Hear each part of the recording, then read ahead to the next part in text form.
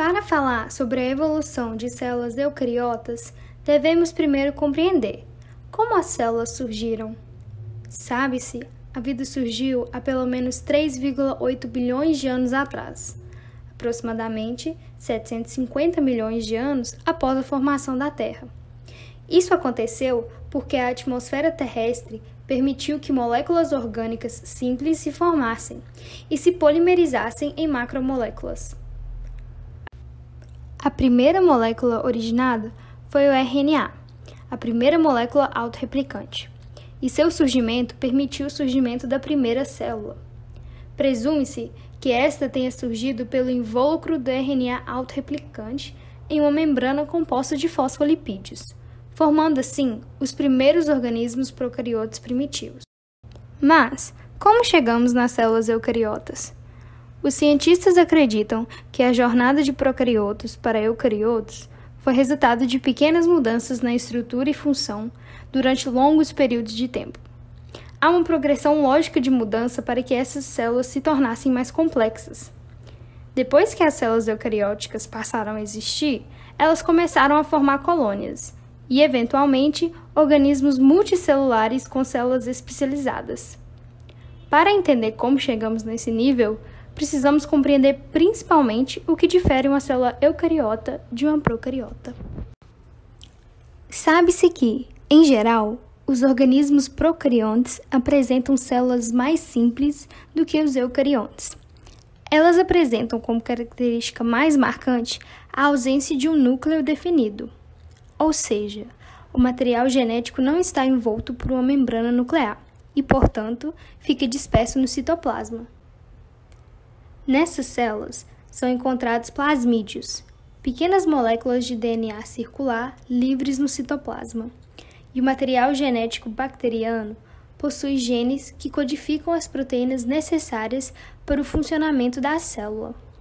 Já nos plasmídios, os genes que codificam proteínas relacionam-se a algumas funções adaptativas, como a resistência a antibióticos. Essa célula também não apresenta organelas membranosas. Isso significa que não são encontradas estruturas como mitocôndrias, retículos endoplasmáticos e complexos de Golgi. Já as células eucariontes são mais complexas. O principal critério de diferenciação entre elas é a presença de um núcleo verdadeiro na eucarionte, em que o material genético é envolvido por uma membrana nuclear. Nessas células, portanto, não há plasmídios. Ela também se destaca por possuir diversos compartimentos distintos, separados por membranas, caracterizando assim as organelas membranosas, como o retículo endoplasmático, o complexo de Golgi, a mitocôndria e os cloroplastos. Elas também possuem citoesqueleto, enquanto as procariotas apresentam apenas uma rede de fibras, utilizada na sustentação. Para citar exemplos desses organismos, podemos citar os protozoários, algas, fungos, plantas e animais. Entrando agora na história evolutiva da célula eucariota propriamente dita, as primeiras células eram menores e não apresentavam organelas membranosas. Acredita-se que, por mutação genética, alguns procariontes teriam passado a sintetizar novos tipos de proteínas, e isso levaria ao desenvolvimento de um complexo sistema de membranas, que, invaginando-se da membrana plasmática, teria dado origem às diversas organelas delimitadas por membranas. Assim, teria aparecido o retículo endoplasmático, o aparelho de Golgi, os lisossomos e as mitocôndrias. Pelo mesmo processo, mais tarde, surgiria a membrana nuclear, principal característica das células eucariontes. Embora à primeira vista essa teoria pareça sólida, ela não tem muito embasamento, por não existir célula intermediária entre procarionte e eucarionte, mas é a teoria mais aceita atualmente. As primeiras células procariotas não apresentavam um citoesqueleto propriamente dito, sendo sua sustentação composta apenas por proteínas presentes no citoplasma, sendo utilizadas apenas para funções estruturais, parecido com as procariotas atuais. Ao longo da evolução, e paralelamente ao surgimento de organelas membranosas na célula, as proteínas estruturais da célula procariota começaram a sofrer mutações e se unir para criar o sistema que conhecemos como citoesqueleto, formando os filamentos de actina, os filamentos intermediários e os microtúbulos. O citoesqueleto, então, passa a ter função não apenas estrutural, mas também motora e de transporte de proteínas e organelas pela célula, além de ter uma participação importantíssima na mitose, sendo esta a de organizar o material genético para que possa ser separado. O surgimento dessa característica possibilitou também que células pudessem realizar a endocitose e a exocitose, o que possibilitou a entrada e saída de partículas maiores da célula, já que antes entravam moléculas apenas por difusão. O núcleo é a característica mais marcante das células eucariotas. Sua função principal é armazenar o material genético da célula, diferente das células procariotas, onde o material genético fica solto no citoplasma como plasmídio. Com o passar do tempo, esse plasmídio se transformou em uma estrutura enrolada, chamada de cromossomo, que foi favorável para que o DNA não ficasse emaranhado ou dividido de maneira desigual durante a mitose e meiose. Paralelamente a isso, houve uma invaginação da membrana plasmática, e assim foi se formando o envoltório nuclear. Um fato interessante é que o surgimento do núcleo fez com que outros sistemas de membrana internos, como o retículo endoplasmático e o aparelho de Golgi, evoluíssem, fazendo com que fosse possível a ancoragem dos ribossomos no retículo endoplasmático, para auxiliar na montagem e movimentação das proteínas. Com todas essas novas características, a célula foi progressivamente aumentando seu tamanho para amparar todas as novas organelas, e com isso veio a necessidade de mais nutrientes e a produção de mais proteínas por meio da transcrição e tradução. Junto com essas mudanças positivas, veio o problema de mais resíduos dentro da célula. Acompanhar a demanda por eliminação de resíduos foi o próximo passo na evolução da célula eucariótica moderna. O limite flexível da célula agora criava todos os tipos de dobras e podia se separar conforme necessário para criar vacúolos, para trazer as partículas para dentro e para fora da célula.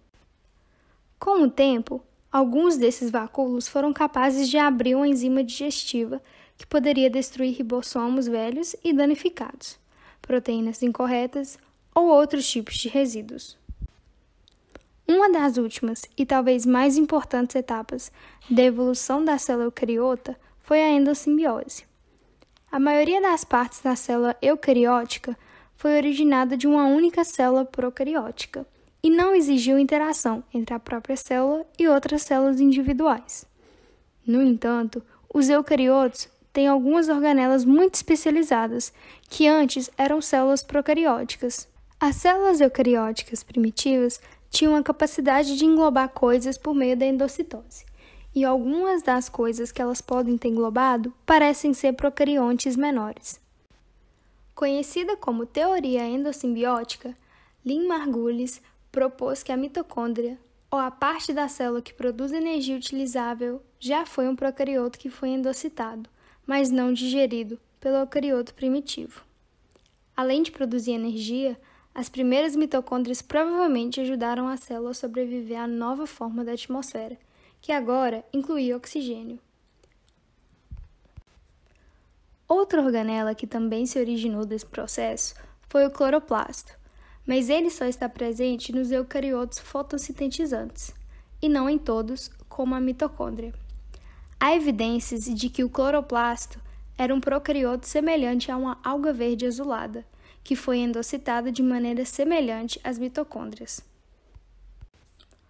Uma vez que fazia parte do eucarioto, o eucarioto agora podia produzir sua própria comida usando a luz solar. Evidências dessa teoria são a presença de dupla membrana nessas organelas, além delas possuírem DNA próprio e circular. Também apresentam ribossomos bem similares aos dos procariotos, e o processo de divisão dessas organelas se assemelha ao processo de divisão das bactérias. O surgimento de células eucariotas foi essencial para a origem de seres multicelulares. Eles evoluíram de eucariotos unicelulares há pelo menos 1,7 bilhões de anos atrás.